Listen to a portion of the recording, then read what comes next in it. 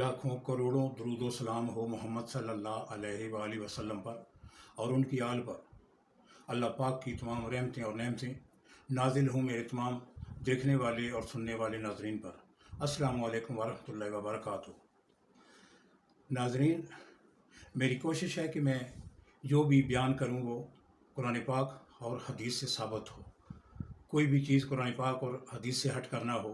फिर भी इंसान होने की हैसियत से अगर कोई गलती सरजद हो जाए तो आप कमेंट्स में उसकी निशानदेही करें ताकि दोबारा उसको दोहराया ना जाए और उसकी तस्हीह की जाए। नाजरीन, अगर आपने चैनल सब्सक्राइब नहीं किया तो चैनल को सब्सक्राइब करें, बेल आइकन को प्रेस करें ताकि आइंदा आने वाली तमाम वीडियोस आप तक पहुंच सकें। अगर वीडियो पसंद आए तो उसको लाइक और शेयर करें। आज का जो मौजू है वो नमाज में मकरूहात और नमाज में मुस्तहब। सबसे पहले मकरूहात का जिक्र करेंगे। अगर वो तमाम मकरूहात जो बयान की जाती हैं वो अगर बयान करूँ तो बहुत लंबा टाइम इसमें सर्फ होगा। मैं वो मकरूहात की निशानदेही करूँगा जो हम आसानी से उससे बच सकते हैं और इंशाअल्लाह हमारी नमाज भी सही होगी। क्योंकि जो छोटी छोटी हरकतें हैं वो लोगों को पता नहीं होती, वो कर जाते हैं, लेकिन उससे वो मकरूहात जो है उनका इर्तिकाब हो जाता है। अब सबसे पहले मैं मकरूह तहरीमी का जिक्र करूँगा। मकरूह तहरीमी अगर नमाज में सरजद हो जाए तो नमाज वाजिबुल अदा होती है, यानी दोबारा नमाज पढ़नी पड़ती है। और वो क्या है कि चूँकि नमाज में हमारा सारा ध्यान अल्लाह पाक की तरफ होता है, अगर किसी भी वजह से अल्लाह की तरफ से हमारी तवज्जो हट जाए। नंबर 2, दाढ़ी, कपड़े और बदन से खेलना। नंबर 3, बिला वजह इधर उधर देखना, मुंह फेर कर देखना जिससे काबा की सिमत से हमारा मुंह दाएं या बाएं हो जाए। आसमान की तरफ देखना, कमर या कोले पर हाथ रखना, कपड़ा समेटना, यानी जब तशहद में बैठे तो कपड़े को समेटें तो तब ये मकरूहात में आ जाता है, या खड़े हों तो तब भी अगर कपड़े को समेटें तब भी ये मकरूहात में आ जाएगा। आस्तीन जो है वो आधी जो है वो कलाई से ज़्यादा चढ़ा लेना, अंगलियां चटखाना, बिला वजह खंकारना, और अगर पेशाब व पखाना या हवा का गलबा ज़्यादा हो जाए तो उसमें नमाज अदा करना। अगर गलबा ज़्यादा हो जाए तो नमाज तोड़ना वाजिब है। अगर किसी वाजिब को तर्क कर दिया, मसलन रुकू में कमर को सीधी ना करना,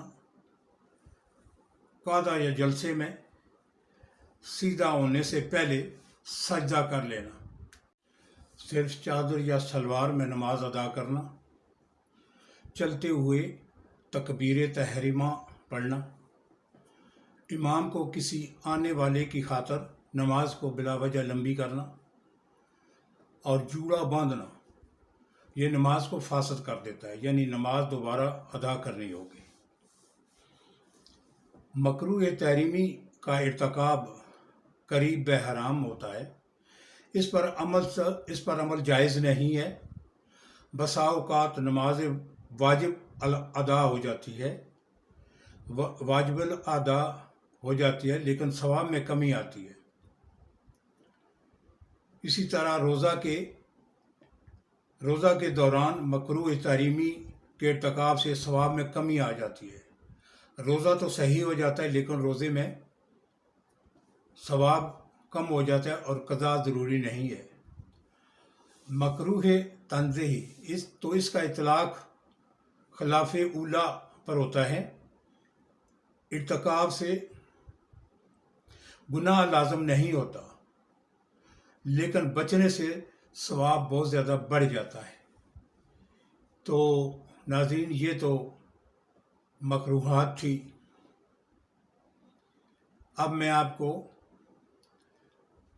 मुस्तहब मैं चंद बातें बताता हूँ, उम्मीद है आपको पसंद आएंगी।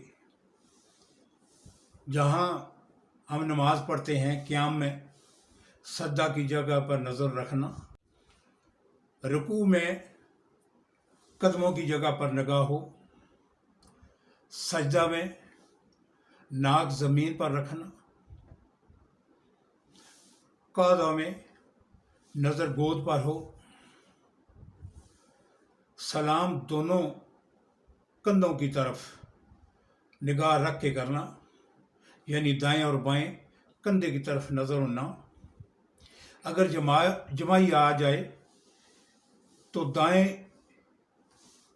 हाथ से मुंह को ढांक लेना। मर्द जो है वो तकबीर तहरीमा हाथ कपड़े से बाहर रख कर करेगा,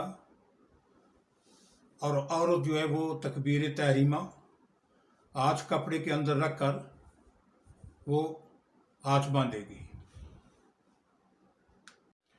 हय्या अलल फलाह पर इमाम और मक्तदी का खड़ा होना, हालते क़याम में दोनों पाँव के दरमियान 4 अंगुलियों का फासला होना, ये जो है ये मुस्तहब में शामिल है।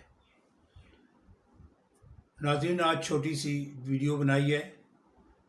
अगर ये मुस्तहब और मकरूहात पूरा बयान किया जाए तो इसमें तो पूरा तकरीबन आधा पौना घंटा लगता है।